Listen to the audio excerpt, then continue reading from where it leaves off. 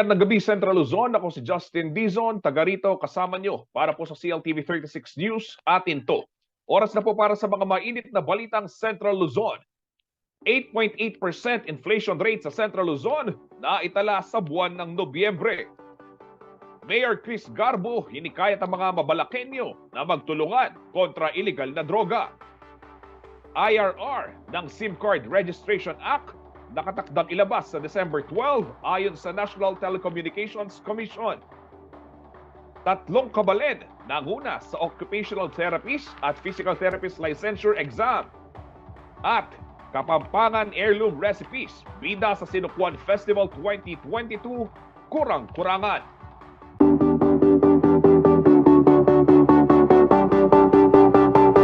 Kabalen, muli pong hinikayat ni Mabalacat City Mayor Chris Garbo ang kanyang mga kabalen na magtulungan ho upang tuluyang mapuksa ang problema sa illegal na droga sa kanila pong lungsod.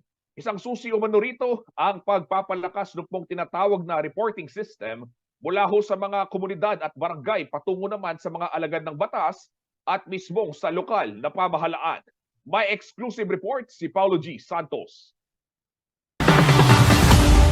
Nag-alay ng panandali ang katahimikan sa flag ceremony sa City Hall ng Mabalacat si Mayor Chris Garbo nitong Lunes, December 5. Ito'y bilang pakikiramay sa mga naulila ni Police Senior Master Sergeant Soforonio Capitle Jr. at Police Staff Sergeant Dominador Gacusan na tinambangan ng riding in tandem noong madaling araw ng December 3. Bagamat hindi tubong Mabalacat City ang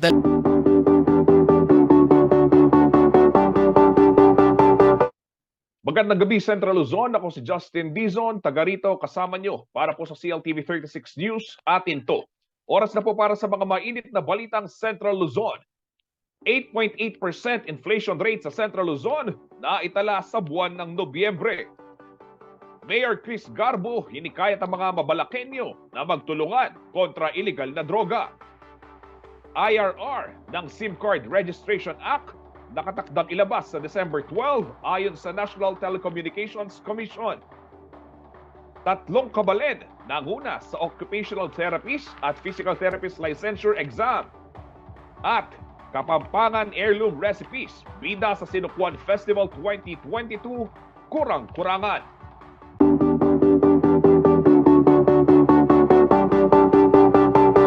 Kabalen, muli pong hinikayat ni Mabalacat City Mayor Chris Garbo ang kanyang mga kabalen na magtulungan ho upang tuluyang mapuksa ang problema sa illegal na droga sa kanila pong lungsod. Isang susi umano rito ang pagpapalakas ng pong tinatawag na reporting system mula ho sa mga komunidad at barangay patungo naman sa mga alagad ng batas at mismong sa lokal na pamahalaan. May exclusive report si Paulo G. Santos. Nag-alay ng panandali ang katahimikan sa flag ceremony sa City Hall ng Mabalacat si Mayor Chris Garbo nitong Lunes, December 5. Ito'y bilang pakikiramay sa mga naulila ni Police Senior Master Sergeant Soforonio Capitle Jr. at Police Staff Sergeant Dominador Gacusan na tinambangan ng riding in tandem noong madaling araw ng December 3. Bagamat hindi tubong Mabalacat City ang dalawang pulis, hindi umano matatawaran ang pagganap sa katungkulan para protektahan ang syudad at ang mga Mabalakenyo. Talaga pong nakakalungkot nga, sabi nga po sa mga empleyado natin dito sa flag raising ceremony, bataunahin po natin yung pagdadasal sa kanilang mga kaluluwa at sa mga para bigyan ng kalakasan ng mga pamilya nitong mga naiwan ng mga kapulisan natin. At yung isa kasi taga Victoria Tarlac yung isa taga Caloocan. So I just have to send my financial support to the family. Napag-initan, ito ang isa sa hinala ni Mayor Chris Garbo kung bakit pinuntirian ng grupo ni Kenneth Flores ang dalawang pulis. Si Flores ang itinuturong mastermind na kilalang sangkot sa kalakalan ng iligal na droga sa Barangay Dao. Dito siguro baka talagang sa matindi po na pag-ano po ng ating mga kapulisan ngayon, medyo baka bumaba yung supply nila, supply and demand, medyo pa-araw-araw kasi no letting up of yung operation nila dun sa area na yon. Medyo parang napaginitan itong mga kapulisan natin. Kaya ganun ang ginawa sa tingin ko. Vulnerableng maituturing sa illegal drug trade ang syudad ng Mabalacat dahil may market umano sa mga resettlement area ang mga katabi nitong lungsod ng Angeles City. Strategic din umano ang lugar nito dahil nagsisilbi itong entry at exit point para sa mga biyahero. Always po ang mga malalaking barangay po natin, Barangay Dao, Dukit, Lakandula, and then po yung barangay sa Pambiabas, wherein nandyan po yung dalawang malalaking natin sa resettlement, and then Madapdap. What is ironic about Mabalacat po kasi, yung pagkakaiba po kasi, we are surrounded, no? Magkatabi po yung syudad namin ng Angeles eh. At alam mo, marami tayong exit and entry point galing from the north and south. Kaya po sometimes napakabilis po ng pagpasok ng droga dito. At upang masok po ang problema, naniniwala si Garbo na ang susi rito ay ang pagtutulungan ng bawat miyembro ng komunidad. Ang pagpapalakas sa reporting system ang isa umano sa mga itinutulak na estratehiya ng city government para matukoy ang mga sangkot sa illegal drug activities. Parati ko po silang pinapaalalahanan na sila po ang nakakaalam sa mga kabarangay nila. Sila po nakakakilala sa mga pasok at pumapasok at lumalabas ng kanilang mga barangay. Patibayin lang. Kaya lang parati po nilang sinasabi na yung depensa nila sa sarili nila. Kung minsan natatakot din. And I do understand that, no? Pero dapat naman kung sa ibang kaparaanan naman to give information na hindi naman madidivulge ang kanilang mga pangalan at saka yung kanilang identity ng mga bantay bayan o yung mga officials natin, pwede naman po nilang gawin yon. Ang sinasabi ko nga, gagawin naman natin ito na meron din kayong proteksyon.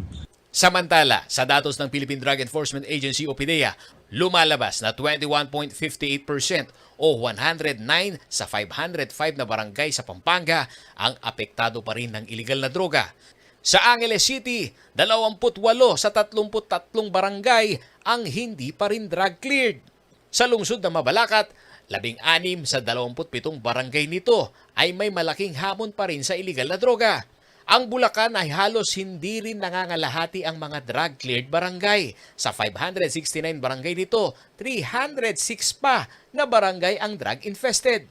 Paliwanag ni Police Brigadier General Cesar Pasiwen, ang hepe ng Police Regional Office 3. Vulnerable ang mga komunidad na malapit sa National Capital Region na maituturing na ground zero ng illegal drug trade sa bansa. Malapit lang kasi yung proximity sa NCR, malapit. At saka yung Bulacan, highly urbanized na rin po yan. Halo-halo na rin po yung tao dyan, lalo na yung San Jose del Monte na yung galing Metro Manila, dinala po dyan. Kaya... Sa kampanya umano ngayon ng gobyerno, ang supply chain sa illegal na droga ang prioridad na matuldukan. Gayon na rin ang malawak na edukasyon at pagpapalakas sa kooperasyon ng kada sektor hanggang sa barangay level. Buhay ay ingatan, drugay ayawan. Nilumsan po natin yan kasama ng ating mga support groups, mga barangay officials, and lahat po ng sektor na pwede makatulong sa atin. Magkakaisa po tayo para masugpo itong illegal na droga po ito. Ako si Paulo G. Santos, taga rito kasama ninyo para sa CLTV 36 News. Atin to. Sa kaugnay po ng balitang yan, pinaghahanap pa rin ng mga otoridad ang isa po sa mga pangunahing suspect sa brutal pong pamamaslang sa dalawang pulis sa Mabalacat City, Pampanga. Ito po ay si Kenneth Sison Flores. Kung sino man pong nakaalam sa kinaroroonan ng naturang suspect, maaari po kayong makipag-ugnayan sa pinakamalapit na himpilan ng pulisya o tumawag po sa numerong 0917-126-1993. Ang post pong iyan ay mula naman sa tanggapan ng Pampanga Provincial Police.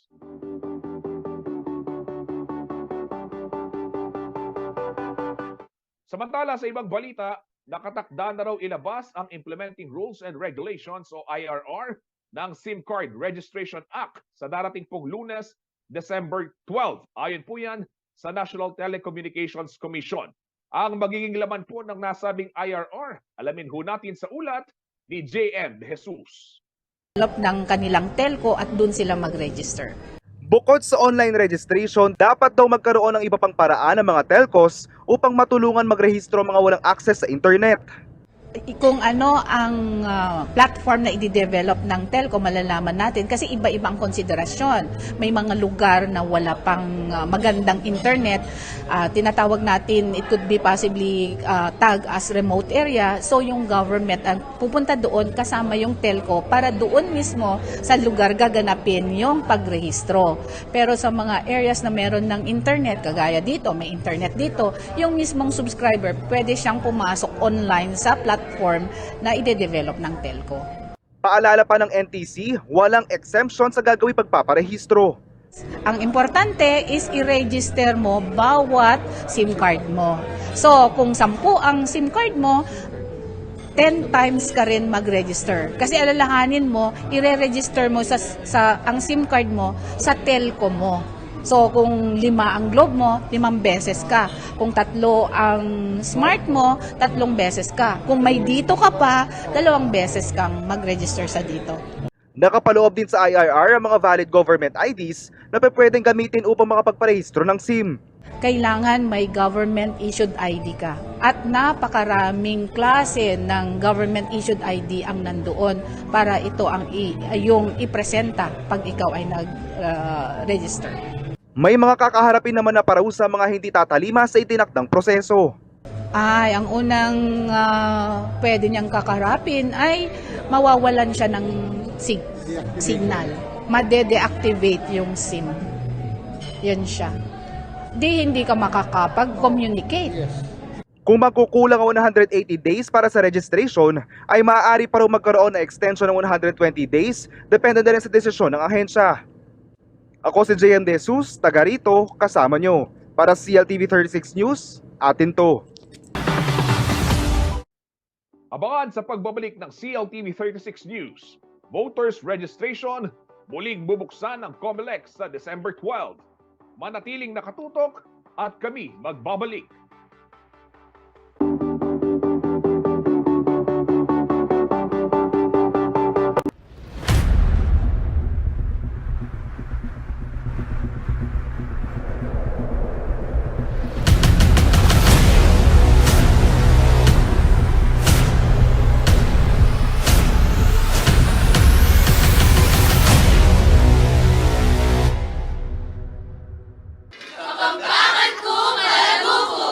Kapampangan ko, matenakan ko. Kapampangan ko, marangal ko. Kapampangan ko, magilas ko. Kapampangan ko, masibag ko. Kapampangan ko, porsugido ko. Kapampangan ko, miyasa ko. Kapampangan ko, masikan ko. Kapampangan ko, pero matatag ko. Kapampangan ko, mapanyaw ko. Kapampangan ko, magmalasakit ko. Kapampangan ko, inagyo ko. Kapampangan ko, magparagon ko. Ito ang mga kapampangan, hindi umuurong sa anumang laban. Nalugmok man ng pandemya, pilit pa ring hinarap ang mapait na banta. Ginawa ang lahat para sa kaligtasan at kapakanan ng pamilya dahil buo ang pag-asa at malakas ang pananampalataya.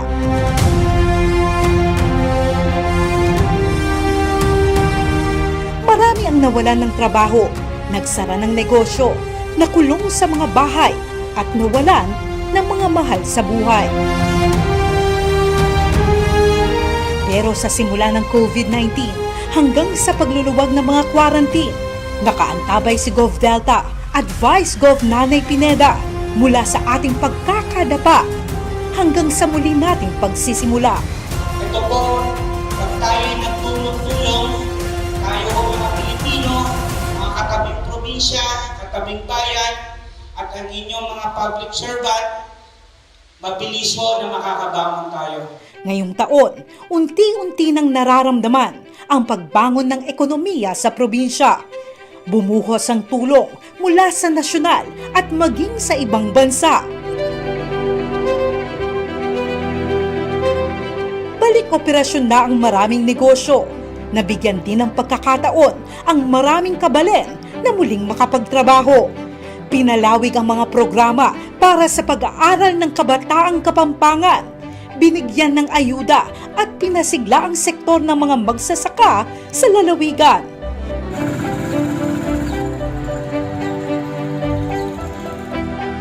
Hindi rin nakalimutan ng mga kabalen na may kapansanan, mga sentenaryan, nakaratay at mga aita sa kabundukan. Sumabay din sa pagbangon ang kaliwat kanang developments sa infrastruktura at pagtulong sa mga kabalen at ibang mga probinsya na nasa lanta ng iba't ibang sakuna.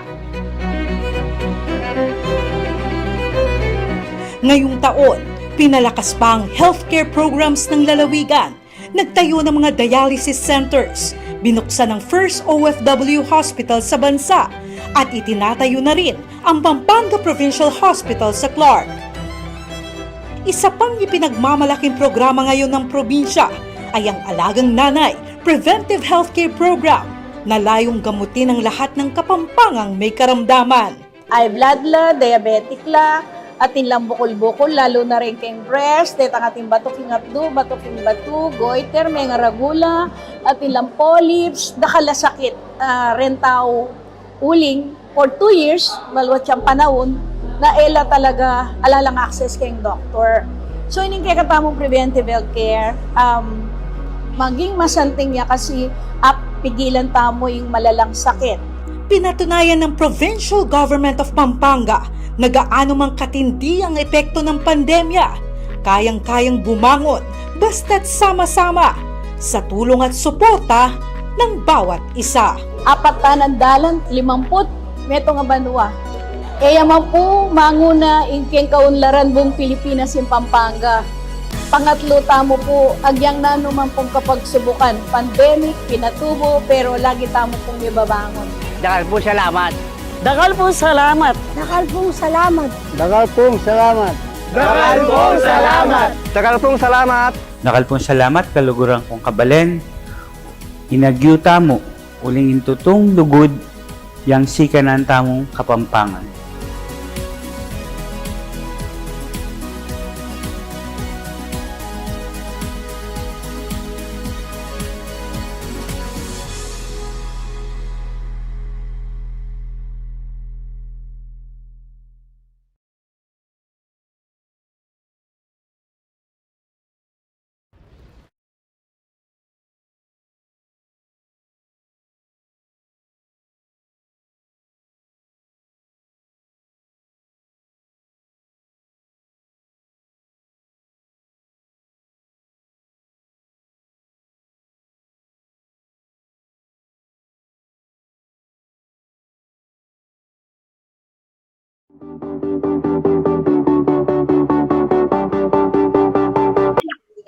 Nagbabalik po ang CLTV 36 News. Sa puntong ito, mga kabalen, meron po tayong bisita sa ating programa upang talakayin po itong muling pagsisimula nitong voters registration ng COMELEC. Wala pong iba kundi si Attorney Elmo Duque, ang Assistant Regional Director ng COMELEC dito po sa Central Luzon. Magandang araw po, Attorney Duque, and welcome po dito sa ating programang CLTV 36 News. Alright, magandang araw, Justin, at sa mga masugid mong taga-subaybay sa programa mo. Isang magandang araw sa ating lahat. Ang iyong lingkod at ang opisina ng COMELEC Region 3 ay nakahanda na para paglingkuran ang mga mamamayan ng Central Luzon para sa pagpapatuloy ng pagre-rehistro nitong December 12 hanggang January 31, 2023. Attorney, ano ho ba? Meron ho bang magiging pagbabago dito sa magiging proseso ng ating registration? Yung pong binabanggit na register anywhere, paano ho ito makatutulong doon sa ating pagpapalakas pa at paghihikayat pa doon sa mga qualified natin na botante na magtungo po sa tanggapan ng COMELEC at doon sa mga registration sites? Yung tinatawag natin na Register Anywhere ay pilot project pa lang ito. So, ang tawag natin is Register Anywhere Project. Kaya ito ay hindi national ang scope at hindi massive ang magiging epekto doon sa pagpaparehistro natin. Kaya ito lamang ay piling-pili yung mga tinatawag natin na mga lugar na kung saan gagawin ang tinatawag natin na Register Anywhere at dito sa NCR, meron tayo sa Region 5 at saka Region 8. Ito yung mga identified na region para sa Register Anywhere project natin, Justin. Opo. Pero sa Central Luzon, Attorney, bubuksan pa rin ho ba itong mga satellite registration sites natin? Gaya ho nung mga nakaraan, meron na mga registration sites sa mga malls. Yeah, actually may mga pag-uusap kami. In fact, ang Robinsons Mall, ang SM Mall, nag-alat sa atin ng mga espasyo. Hindi na yung kagaya nun na every time na meron tayong registration, kailangan makausap tayo doon sa pamunuan ng Robinson sa SM. Ngayon, hindi na. Meron silang inalat na space sa mga takdang lugar, mga lungsod natin, kagaya ng Malolos, San Jose del Monte, at saka San Fernando at Tarlac City. Meron na tayong nakatakdang lugar. Kaya maganda na kasi meron na tayong system na ongoing para sa proseso ng mga mall registration natin, increases of mall registration natin. Pero sa mga off-site natin, tuloy pa rin yung paggamit natin ng mga barangay hall, barangay facilities, at mga public schools as well as private schools, at saka other convenient places na kung saan pwede gagawin ang satellite registration natin. Attorney, ito hong mga binabanggit niyong mga lugar, anong oras po eksakto sa ika-12 ng Disyembre, magbubukas para ho tumanggap na ng mga application for registration po? Itong pagdating ng December 12, ang gagawin natin ngayon, may dalawa tayong programa ayon sa Resolution 10868. Una, registration, transfer, correction of entries in the voter registration record. Pangalawa, susunod, reactivation. Susunod, inclusion of registered record natin, registered record natin. Reinstatement of list of voters and transfer of registration records from ito yung sa overseas to local. Okay? And then yung pangalawang program natin until ito yung updating of registration records of PWD, senior citizen, the IPs, the ICCs, and other members ng vulnerable sector. So ito lahat yung mga open natin na gagawin natin. Justin. Opo, Attorney. At what time po pwedeng tumuko dyan sa mga registration sites yung ating mga kababayan? At hanggang oras po mananatiling bukas ito mga registration sites para ho sa gayon makapag-schedule naman ho yung ating mga tagapanood na nais makahabol dyan sa registration process po. Okay, Justin, punta muna tayo sa RAC, sa Register Anywhere. Ang beginning nito is December 17 to January 22. Yung regular na registration natin will start on December 12 to January 31, beginning from 8 o'clock in the morning to 5 o'clock in the afternoon, from Mondays to Saturdays, including holidays. Doon naman sa RAC natin sa Register Anywhere, ito ay pwede lamang sa Saturday at saka Sunday sa designated malls and regions na kung saan gagawin yan. At yun yung period na sa Region 3, i-highlight natin na suspended ang registration sa Baliwag sa December 17 dahil meron tayong plebisito sa nasabing lugar. At yung mga holidays natin ng Disyembre 24, 25 and January 31, December 31 and 1, wala tayong registration sa mga nasabing mga kapanahunan. Justin. Okay. Apo. Attorney, gaano naman kadami yung inaasahan po nating magiging outcome nitong extended registration dahil nga nasuspende itong ating barangay elections. So ano po yung nakikita yung kahit estimated figure lamang na hahabol po dito sa ating registration hanggang sa Enero ng susunod na taon? So yung mga pwedeng magparehistro, yung age range nila, yung mga SK that is 15 to 30, tapos yung regular natin na magpaparehistro will be 18 onwards, Tapos inaasahan natin na sana meron tayong maidadagdag ng about a range of 250 to 300,000 sa almost about mga mahigit isang buwan na pagpaparehistro natin, Justin. Opo. Attorney, samantalahin ko na ho yung pagkakataon na banggit ho ninyo itong plebisito, no? Diyan sa Baliwag para ho doon sa kanilang gagawing cityhood. Ano po yung nagiging paghahanda ng COMELEC para ho dito sa aktibidad na ito na lalakuhan naman ng ating mga kabalen o mga kababayan diyan sa Baliwag, Bulacan?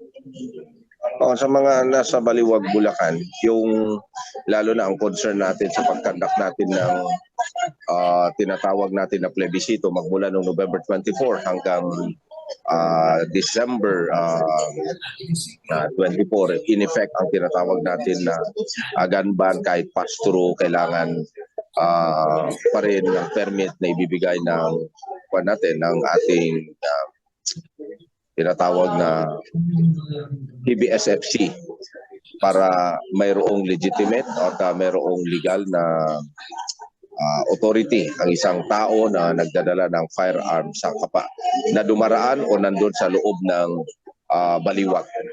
Justin.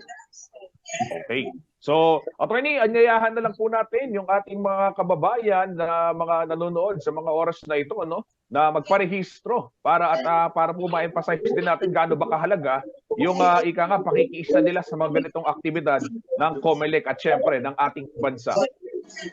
Okay, sa mga kababayan natin ng Central Luzon, ang pagpaparehistro po ay hindi po pang-araw-araw na gawain. Mayroon pong period na itinatakda ng COMELEC. Kaya po, lahat po ng mga gustong magparehistro, magpa-reactivate, magpa-transfer, magpa-correct ng mga data nila, mga entries nila sa kanilang registration records, magpa-include kung nawala man ang iyong mga pangalan, tinatawag natin dito na magpa-update. Ito na po yung panahon natin na tayo po ay rehistro beginning December 12 hanggang January 31. Very brief po itong period na ito. Pagkatapos na po ng barangay election, saka na naman po tayo magkakaroon ng pagpaparehistro. Kaya eto na, napapanahon na. Paghanda na po tayo, dalhin natin ang mga voters, any valid ID po natin or barangay clearance natin. Ang hindi lang po natin tinatanggap para sa identity ng isang magpaparehistro ay tinatawag natin na sedula or police clearance. Okay, maraming salamat po, Attorney Elmo Duque, ang Assistant Regional Director ng COMELEC dito po sa Central Luzon para sa pagbibigay kaalaman at syempre paghihikayat na rin sa ating mga kababayan na makiisa po dito sa napakahalagang tatawagin natin tungkulin, di ba, Attorney, tungkulin ng mga mamamayan, yung pagboto, tama mo ba? Maraming salamat, Justin. Ayan po, maraming salamat po, Attorney Elmo Duque. Ayan ho, mga inyo pong narinig, yung tagapagsalita at Assistant Director ng COMELEC Central Luzon na si Attorney Duque. Gaya nga ho na binabanggit, tungkulin ho nating lahat na bumoto at makiisa ho dito sa mga ganitong gawain bilang mga mamamayan ng ating bansa. Marami pa pong may init na balita sa pagbabalik ng CLTV 36 Balitaan.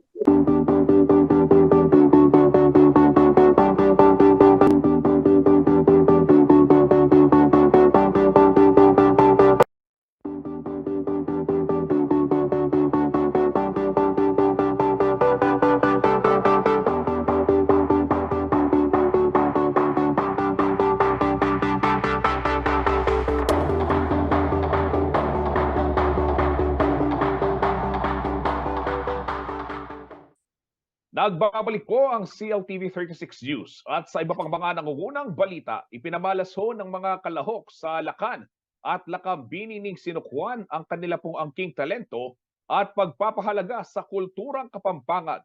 Nakatakda naman pong koronahan ang mga magwawagi sa nasabing patimpalak ngayon pong Biyernes sa Robinson Star Mills, Pampanga. May ulat po si JM De Jesus. Bukod sa ganda at tikas ng mga kalahok, ipinamalas din sa isinagawang pre-pageant night ng Lakan at Lakambini ni Sinukwan ang talento at kulturang Kapampangan.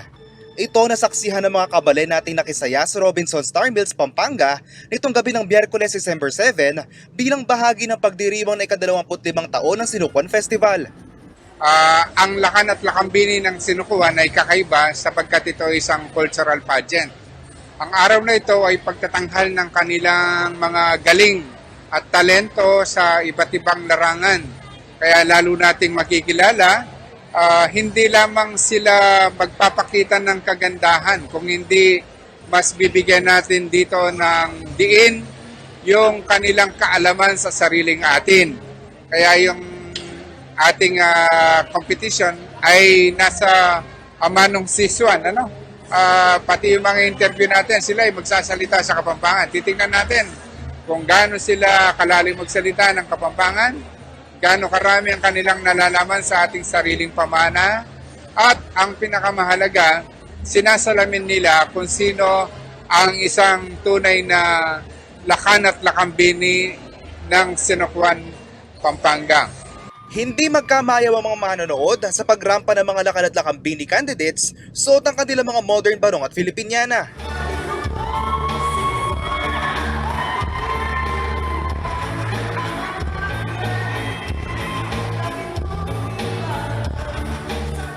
Lalo namang lumabas ang angking galing ng mga kalahok nang sila ay magpakilala gamit ang Amanong Siswan o wikang Kapampangan.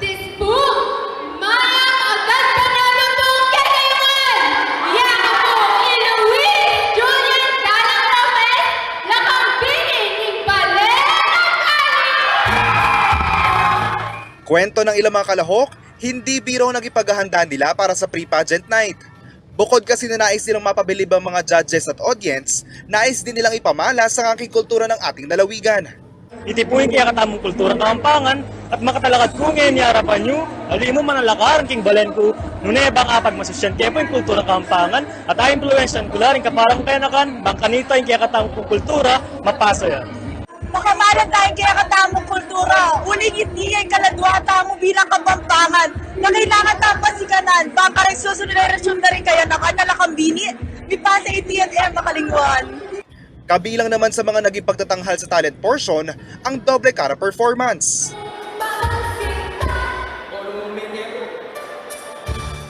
Pagsayaw sa saliw ng musikang Kapampangan at pagbibigay pugay sa sayaw ng mga katutubo. At mayroon ding madamdaming monologue. Ikabahay tunay! Alugunan ko!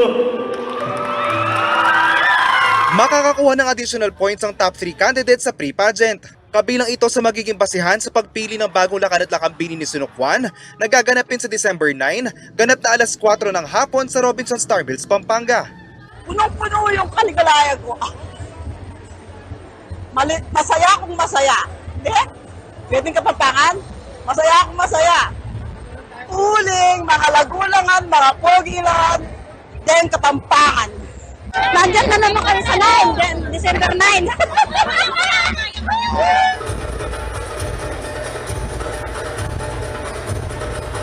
Ko si JM De Jesus, taga rito, kasama nyo. Para sa CLTV 36 News, atin to. At kaugnay po ng balitang Sinokwan Festival, ito naman po mga kabalen, mga karehiyon, ongoing ho ngayong hapon dyan ho sa Robinson Star Mills, Pampanga. Ito po kurang-kurangan, isa pong cooking competition kung saan tampok po yung mga heirloom recipes ng ating lalawigan. Makakasama ho natin live at makikitakam tayo at makikitikim dito po sa lakad ni Kuyang JM De Jesus. Kaya magandang hapon. Ano ba yung kaganapan dyan ngayon sa kurang-kurangan dyan sa Sinokwan Festival? Yan kasama Justin. Ngayon ay nakatakda ng simulan itong kurang-kurangan 2022 na isinagawa ngayong Sinokwan Festival. Ngayon nakakagutom na dahil hindi pa nagsisimula yung pagluluto, talagang makikita mo yung mga rekado na inihanda ng ating mga partisipante at ito ang unang beses na isinagawa ang kurang-kurangan dahil gusto ng Sinokwan Festival kung inabuhayin dahil nilang Pampanga at napakasarap sa mga pagkain na noon pa na talagang mga Kapampangan ay madami na mga naiisip at mga nagagawa mga recipes. At ngayon bubuhayin nila ito upang mas maipakilala sa lahat ang mga recipes na noon pa nakilala dito sa Pampanga kasamang Justin. JM, sino-sino ba yung mga kalahok dyan sa cooking competition ba yan? Saan sila nanggaling dito sa ating lalawigan? Yes, kasamang Justin, 14 na munisipalidad ang maglalaban-laban ngayong hapon at namili ang tig-iisang munisipalidad ng kanilang 3 partisipante na kung saan sila ay mga estudyante sa junior high school. Kaya naman, nakakatuwang makita kasamang Justin ngayon na yung mga kanilang mga recipes na iluluto ay hindi mo na masyadong makikita, hindi na masyadong alam ng mga bata. Ngayon nakipagkwentuhan tayo sa kanila kanina, ito daw mga recipes na ito ay heirloom na at nanggaling pa sa kanilang mga kanunuluan at nag-research pa sila upang mas mapaiting nila yung pagluluto at yung mga kailangan pa nilang ilagay talaga mas alam nila hanapin kasama Justin. JM, sino-sino naman itong mga hurado dyan sa Patimpalak? Kasi balita ko, mga bigatin niyan, yung mga judges dyan sa competition. Yes, kasamang Justin, hindi na mahihirapan ng Silocon Festival na maghanap ng hurado dahil maraming mga magagaling na magluto at kilala hindi lang dito sa probinsya, hindi lang sa bansa, kundi sa buong mundo. At isa na dito, si Chef Mike Medina, na kung saan talaga isa dito sa mga kilala na talaga magaling magluto. At isa pa dito, si Chef Coach Horolan, at isa pa dito, ang kasama natin na sila, Peter Dick, kasama Justin, si Jody Peter Mercado ay nandito din upang makikitikim din sa magbibigay ng kanyang pagpapasok kung talagang manalo. Nandito din si Chef Claude Tayag na isa din kilalang painter at artist. At nandito din siyempre hindi mawawala ang isa sa mga nagpapatunay na talagang masarap magluto ng mga Kapampangan at masarap ang mga heirloom recipes na talagang dating-dati pa natin talagang natitikman. Nandito ang taga-Mexico na si Atching Lilia Borromeo at Ania, kanina nakausap natin siya, talagang titignan niya, talagang titikman niya isa-isa at titignan niya kung gaano kalinis, gaano kapulido yung trabaho at pagluluto ng mga kabataan ngayon kasama ni Justin. JM, parang nakakatakot naman yung mga judges, parang daig pa ni Gordon Ramsay yung mga hurado dyan. Kung ako yung contestant, kakabahan siguro ko. Nandiyan si Chef Mike, Chef Coach Horola ng Everybody's Cafe, si Chef Cloud naman ng Ballet Dutok, at syempre si Atching Lilian na kilala nating lahat, na nakasama rin natin sa ating istasyon CLTV 36 doon sa kanyang programang King Kusina. JM, balitaan mo kami sa mga mangyayari ngayong hapon na yan. Dyan sa cooking competition, yung kurang-kurangan, at aasahan namin na bagamat wala kang ibabalot, wala kang isasharon, ay talagang matitikman mo at may babalita mo sa amin kung gaano kasarap yung luto ng mga kabataan. Maraming salamat, JM De Jesus, nag-uulat live mula po dyan sa Robinson Star Mills, Pampanga.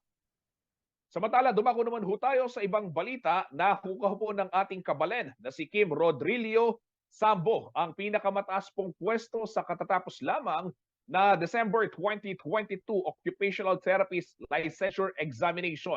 Si Sambo po ay nagtapos sa Angeles University Foundation at nakapagtala ng 83.60% na grado sa naturang pagsusulit.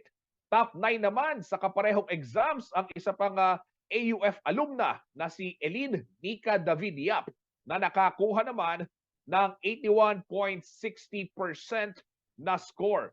Samantala mga kabalen, mga karehiyon, hindi lang ho dyan natatapos yung tagumpay ng ating mga kabalen sa mga pagsusulit dahil ito naman pong si Gemaline Malyari ay top 7 sa katatapos lamang din na Physical Therapist Board Exam at nakakuha po siya ng 87.85% na score. Si Gemaline Malyari po ay mula rin sa Angeles University Foundation.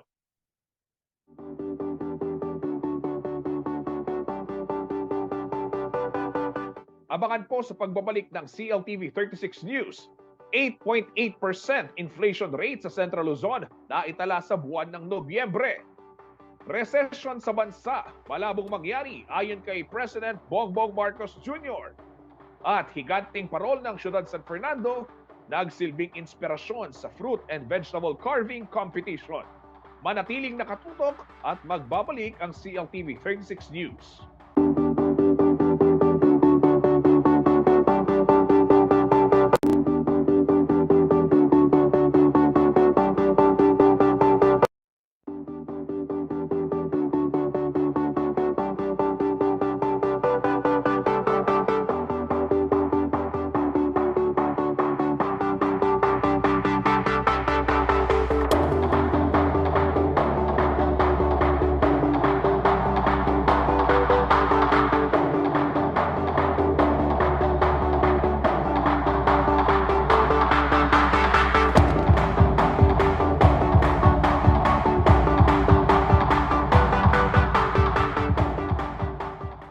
Nagbabalik po ang CLTV 36 News at sa iba pang mga nangungunang balita.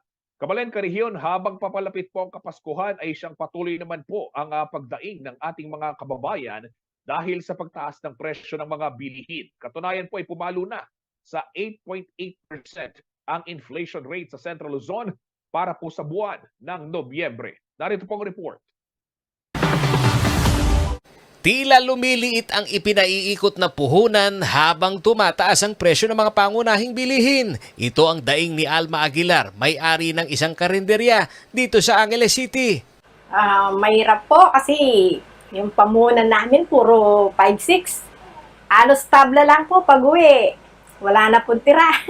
Bagamat dumarami umano ang kanya mga parokyano dahil marami ang pinipiling bumili na lamang ng lutong ulam kaysa magluto dahil sa mahal ng mga rekado, hindi naman niya magawang dagdagan ang kanyang paninda dahil sa kulang na budget sa pamamalengke. Sibuyas po, tsaka manok, tsaka po yung mga gulay bagyo, masyado pong mataas. Dati po nakuha namin ng 175, 170, ngayon po 190. Yung gulay po yung pong patatas, dati 60, ngayon 95 na. Tsaka yung repolyo, 85 na po ngayon. Tapos po yung pechay, 85 na rin. Dati 60 lang po. Ang karaingan ni Aling Alma ay refleksyon ng 8.8% na inflation rate sa pagtaas ng presyo ng mga bilihin at serbisyo sa Central Luzon para sa buwan ng Nobyembre. Mas mataas ito sa 8.3% na naitala ng Philippine Statistics Authority noong Oktubre. Pumapangalawa ang gitnang Luzon sa 12 rehiyon sa bansa na may mataas na inflation rate sa huling quarter ng taon. Kung ihahambing sa inflation na naitala sa mga rehiyon sa labas ng National Capital Region noong Oktubre 2022, 12 rehiyon ang nagtala ng mas mataas na inflation nitong Nobyembre 2022. Ito ay ang mga rehiyon na may kulay blue. Paliwanag ni Divina Prado, Deputy National Statistician ng PSA, nakakaapekto sa presyo ng mga bilihin ang pananalasa ng magkasunod na bagyo sa rehiyon. Ang nakikita natin, as I reported earlier, ang main driver ng increase ng inflation for food and non-alcoholic beverages, yung vegetables natin. That's the number one. And then yung cereals and cereal products and sugar. I think yung vegetables, kasi di ba, if you recall, meron tayong typhoon towards the end of October. I think this is a spillover effect. 8% ang national inflation rate nitong Nobyembre. Kaya naman ang mga karamihan sa ating mga karehiyon, todo-todo ang ginagawang pagsisikip ng sinturon, mairaos lamang ang makakain sa maghapon. Dati pag nagtitipid ka, gulay. Ngayon mas mahal pa yung gulay sa karne. Kaya sobrang hirap. Paolo G. Santos, taga rito kasama nyo para sa CLTV 36 News. Atin to. Kaugnay naman po ng balitang yan, tumugod naman ho si Pangulong Ferdinand Marcos Jr. sa mabilis na inflation na nararamdaman ho ng mga Pilipino sa huling quarter po nitong taon. Bagamat hindi makontrol ang tumataas na presyo ng mga bilihin, solusyon naman daw dito ang pagkakaroon ng mga bukas na trabaho kasabay ho ng pagbabalik sigla ng ekonomiya. Sa isa pong short video ng Pangulo, sinabi niyang malabong mangyari na magkaroon ng recession sa Pilipinas dahil sa pagbaba ng unemployment rate sa 4.5% o katambas ho yan ng 2.24 million na Pilipino na walang trabaho. Higit umanong mataas ng employment rate ngayon na nasa 95.5% o katumbas naman ng 47.11 million Pilipino na employed o yun pong merong trabaho. Anya, prioridad talaga ng kanyang administrasyon na magkaroon ng mga trabaho at maiwasang bumalik sa resesyon kaya ho nung nangyari nung kahigpitan ng lockdown. Wala naman pong specific na binanggit ang Pangulo kung paano ba bagal ang inflation rate sa bansa. Bukod sa sinabi nitong gumagawa raw sila ng iba't ibang paraan para masolusyonan ito. Ng balita na tumaas ang inflation rate na hanggang 8% last November, meron namang kasabay na mas magandang balita na bumaba ang unemployment rate sa 4.5% mula sa 5%. Kaya kahit papaano ay hindi malakas ang loob natin, hindi tayo magkakaroon ng recession dito sa Pilipinas dahil masyadong mababang unemployment rate. At Kung maalala ninyo sa pagsimula namin, dito sa administrasyong ito ay pinag-usapan na namin ay trabaho talaga ang aming uunahin. Kaya yan ang nakikita ngayon natin na nangyayari. Pagpatuloy lang natin yan. Gumagawa kami ng marami pang ibang paraan para maging mas magaang sa bulsa ng ating mga kababayan itong napakabilis na pagtaas ng presyo ng kung ano-ano mga bilihin. At asahan ninyo na lahat ng paraan na maaari nating gawin ay gagawin natin para pababain ang inflation rate at gawing mas mabagal man lang ang pagtaas ng presyo.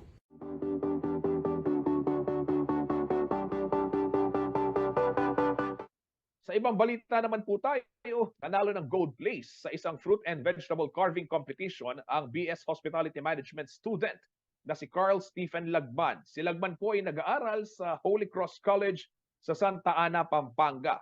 Ang kanya pong naging inspirasyon sa kompetisyon, wala pong iba kundi yung pinagmamalaking Giant Lantern Festival ng syudad ng San Fernando, Pampanga. Ang fruit and vegetable carving competition ay bahagi po ng Hospitality Cup 2022 ng Council of Hotels and Restaurants Educators of the Philippines o COREP National Skills Competition na ginanap po sa Holy Angel University, Angeles City mula po December 1 hanggang December 2. Ang COREP po ay sinalihan din ng 20 kolehiyo at universidad mula po sa iba't ibang bahagi ng bansa. Gaya na lamang po ng University of Santo Tomas, National University, Far Eastern University, Centro Escolar University at Lyceum of the Philippines University. Pakinggan po natin ang pahayag ng gold placer na si Carl Stephen Lagman. Pinag-aandaan po dito po sa Pampanga yung Giant Lantern tuwing pong December.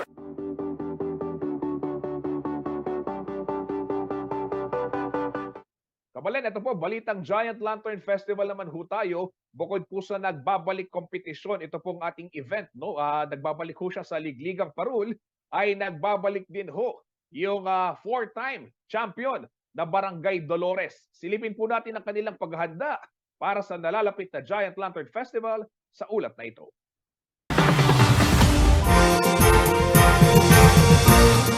Nahaharap umano ngayon sa matinding pressure ang Barangay Dolores sa pagbabalik nito sa Giant Lantern Festival pagkatapos ng 4 na taong pamamahinga sa kompetisyon. Hawak ng barangay ang titulong Hall of Fame bago ito huminto sa pagsali.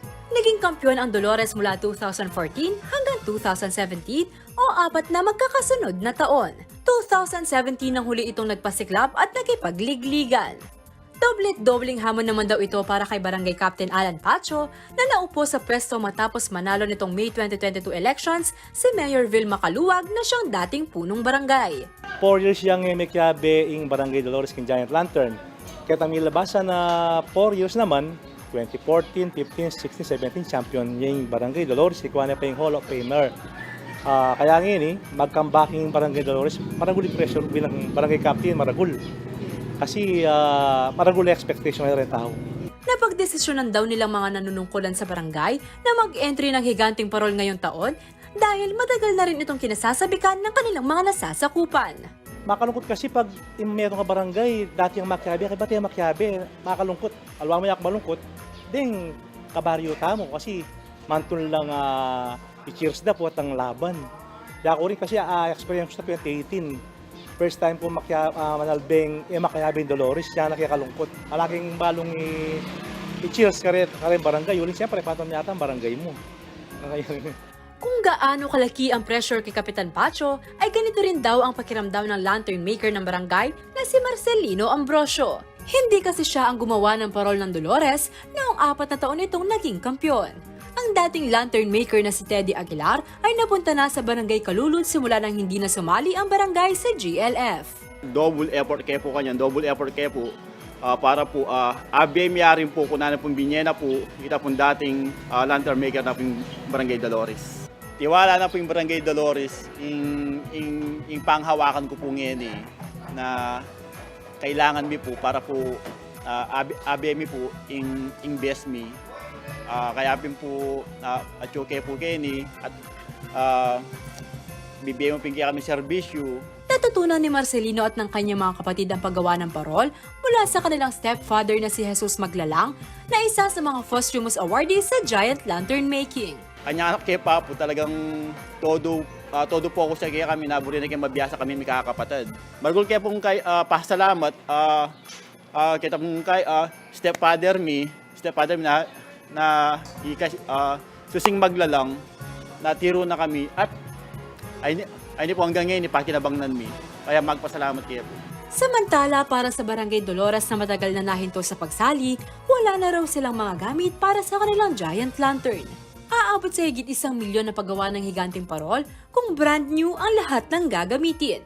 Nasa 300,000 lamang ang subsidy na ibinibigay ng lokal na pamahalaan habang meron silang 200,000 mula sa barangay. Upang makatipid ay nanghiram na lamang daw sila sa ibang mga barangay na dating sumasali sa Giant Lantern Festival. O itapiling problema na ulit-ulit kaya makiabe, alangan ng gamit. Alang bombilya, alang kuryente, alang rotor, alang frame. Yan inggewa ko. Siga-siga ko lub. Tuna kayo bebuya kasi siga na lub. Siga na lub. Sabi ko po, diyan ka lapang pera, mas makati magpautang. Pwede kaya pinikautang, uling kakilala ko naman. Sa kabila ng mga hamon sa Barangay Dolores, kumpiyansa umano ang kanilang team na lalaban ng sabayan para sa championship ang kanilang parol. Sinabi ko yung gagawa tamo ko karin kaya gawin din ng yuda para mag-champion tamo kasi mag-expect lang rin din tao. Nakatapo agad kayo pong kaya katamo parol na sigurado na maging masaya tamo king daratang aligligang parol. 5 beses nang naging champion ng Dolores sa Giant Lantern Festival. Ito ay noong 2009, 2014, 2015, 2016 at 2017. Muli kayang masungkit ng Barangay Dolores ang kampyonato sa kanilang pagbabalik sa ligligang parol? Abangan ang pagpapasiklab ng barangay sa Giant Lantern Festival 2022 na gaganapin sa Robinson Star Mills, Pampanga sa darating na December 17. Live din ito mapapanood sa CLTV 36 at sa CLTV 36 Facebook page. Ako si Liana Canilao, taga rito, kasama nyo para sa CLTV 36, atin to. At yan po mga balitang nakalap ng CLTV 36 News. Para po sa karagdagang detalye, maaari ninyong i-follow ang aming mga social media pages sa Facebook at CLTV 36 Official and at CLTV 36 News. Sa Twitter naman at CLTV 36. Yun pong ating Instagram at CLTV 36 Official, maging ang ating TikTok at YouTube. Para ho sa mga nais balikan din yung mga programa ng CLTV, pwede ho kayong bumisita dito sa ating website www.cltv36.tv. Mapapanood din po mga programa ng CLTV via Signal Channel 115 at dito naman po sa Central Luzon sa ating 39 cable partners at maging sa Free TV Channel 36. Kasama po ang buong puwersa ng CLTV News and Current Affairs. Ako po si Justin Dizon, taga rito, kasama nyo para po sa CLTV 36 News. Atin to, Kabalen, 9 days na lamang po Giant Lantern Festival na at 17 days na lamang Pasko na.